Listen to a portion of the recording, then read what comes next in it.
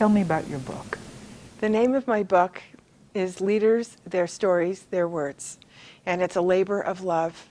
I decided when I was at INSEAD at a global leadership conference that we cannot, we meaning coaches, do our work in the best possible way unless we really get people. It's not just about their work, and it's not just about what they're doing tomorrow or for a presentation. It's about who they are, what lights that spark within them, where do they come from, what are their roots, and what are they doing to grow the next generation of leaders. These are human-based leaders, not power-based leaders. So they lead from what I call a sense of humanness, and they connect with people, want the best for them. However, they are not pushovers. These are leaders in the true sense of the word who have a vision, set direction, but bring everybody along with them along the way. So this really was a project that I fell in love with as I was doing it. What are the kinds of leaders? You talk about leaders who are not power leaders.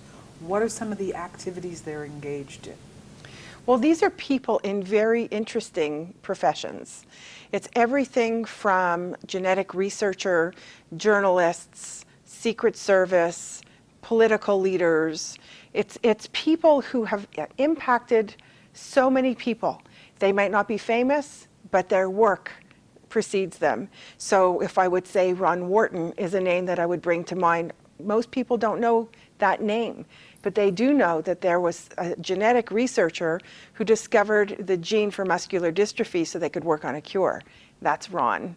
He is the most amazing individual, as are the rest of the people that are in the book. So I interviewed 12. Amongst the 12, I also have other people who share their views on what human-based leaders are. So it's a dance. It's the conversations with these amazing people. Some I work with, some I'm friends with, and others are, global leaders who will say, for me, human-based leadership is, and they'll share their thoughts on it. Would you say that a Gandhi or a Martin Luther King were human-based leaders? Absolutely they are, because they care. They are stewards. They are voices for people who are unrepresented. That's what human-based leaders are. It's not having power over people. It's those who have power with people. Engage them, learn as they lead. They're just extraordinary individuals who impact the world even in their own quiet ways.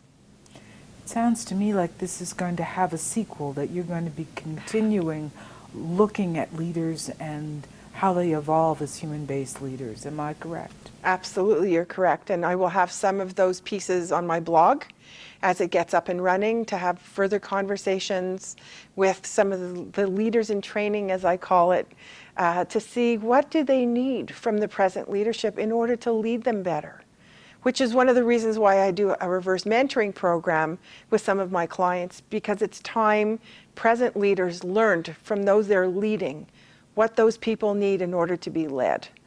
So, it's a different perspective, and it's one that leaves you wondering, reflecting, asking yourself, what do I need to change in myself that I can impact people in my life? No matter what I do, no matter who I am, age, gender makes no difference. It's just what presence can I have that comes from a sense of caring, stewardship, and voice. Is there a universal age, ethnicity, or same gender factor in this human-based leadership? Are all of these people the same in some way, or are they all different?